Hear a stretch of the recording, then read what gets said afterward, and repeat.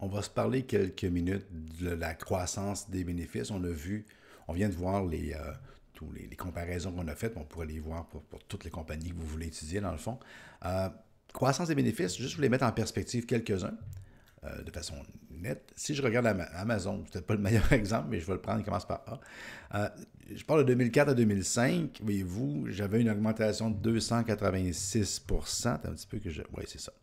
J'avais une augmentation de 286%. Après ça, sur les 18 cents, moins 44, moins 43, plus 148, plus 33, plus 37, vous comprenez.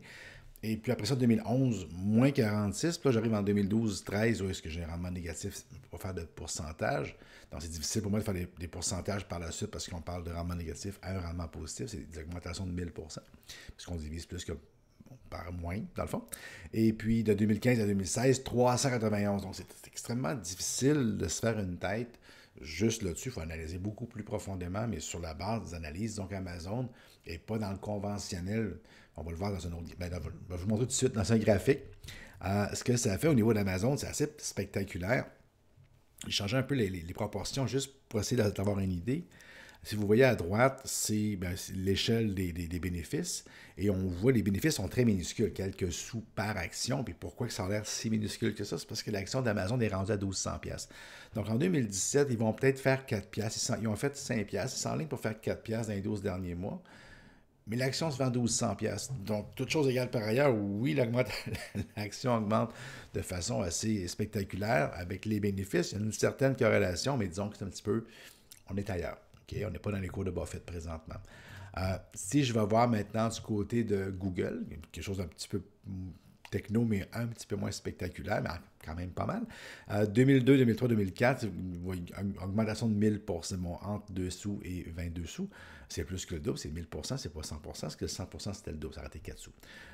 85, 2000, après ça, 172%, 90%, 33%, mais on voit après ça quelque chose d'un petit peu plus normal, quoi, très très bon, mais du 20, du 30, du 19%, du 15%, du 10%, puis de 2015 à 2016, du 30% encore par année, et on voit que ça ne dérougit pas. Fait que, toute chose égale par ailleurs, en termes de stabilité et de construction de bénéfices, on peut trouver ça sur cet aspect-là. On peut trouver ça très, très intéressant. Et si je viens voir du côté de Bombardier, ben on voit aussi encore un peu, c'était un peu partout.